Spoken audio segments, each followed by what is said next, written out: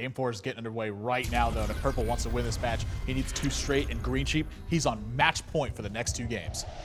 Now, I was about to say, Purple, I fully expected something like Rogue, and Greensheep, it looks like, whew, he's getting some good Q-ups here. Yeah, Warrior is such a good matchup against this Rogue deck. Kind of the same plan against Freeze Mage, although Rogue does have a lot more game against this. At some point, it can fight a tempo battle. It just feels like to me that every round, Purple, he's just a little bit late.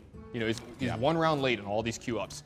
I mean, think about this Rogue deck against the Paladin deck. He had 2 Fan of Knives in his hands there. Yeah, that's just such a devastating card. It's kind of in the same position, though. You know, if you don't have these early game cards, the Paladin's just going to run you over. That's really its game plan, is that it forces their opponents to have the right answers. Yeah, that is the main thing about that deck. The main drawing point of it is it punishes every single bad hand a player could ever have. If they stumble at all, they are dead.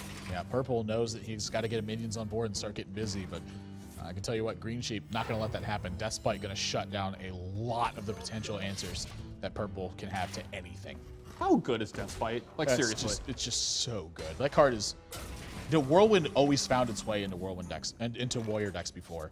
When you get to combine that with a weapon, which is something that Warrior desperately wanted, was another solid weapon, that's like one of the defining cards of the format. And then this combo right here. No, this isn't any good.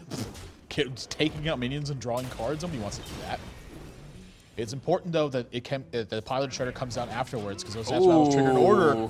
Millhouse Mana Storm, not a bad one. Purple set up a little quickly after that one. Yeah, Azure Drake, I think, is just the way you go with this one. Start pushing for damage. You know, this is a spot where the second Deathspite isn't that much of a threat because you're just dealing so much damage to your opponent at this point.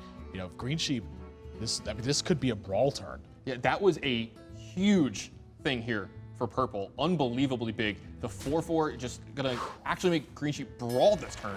Yeah, this 33% chance. If Greensheep wins this one, Purple is in bad shape, but he keeps his Azure Drake. Yeah, the best one, the best case scenario here for Purple. I mean, how much better could it have been? Gets to add Pilot Shredder, and now just start pushing, turning on the heat. Even gonna add Blood Mage Thanos to this board, and Greensheep. This second brawl is gonna have to do something big. You know, if that Pilot Shredder doesn't live off this second brawl, he's in really bad shape. I mean, yeah, do you just have to brawl again this turn? I mean, like, Shield Maiden doesn't... I mean, you might die if you Shield Maiden.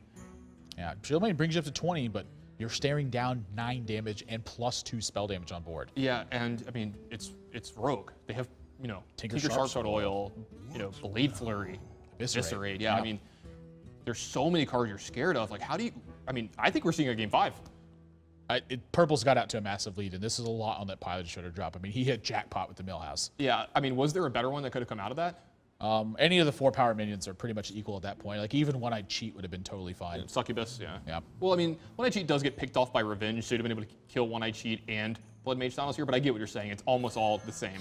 Yeah, Greensheep going to choose to play it a little bit slower, and I think this is a lot more risky, too. I mean, he's basically in the same spot he was as if he'd chosen to Shield Maiden at this point. Yeah, I think he believes that this is his best way to actually win from here, and that's got to be lethal. Yeah, there's no way that's not lethal. Purple knows what's happening here, and everyone that's watching knows what's happening here, too. This is way too much to deal with. Tinker Sharpsword Oil combined with Blade Flurry delivers some massive turns, and this is the power of this Rogue deck. You know, despite the fact that this is a bad matchup, Greensheep didn't have the proper early game tools, and Piloted Shredder keeping that tempo on Purple's side of the board paramount to his victory. Yeah, Millhouse Mana Storm always comes in at just the wrong time for everyone. It's especially if you're the one actually playing it in your deck. I mean, this is part of the weight that Piloted Shredder carries too, though. You know, as oftentimes as it will benefit you massively in those situations, it'll also backfire in certain situations too.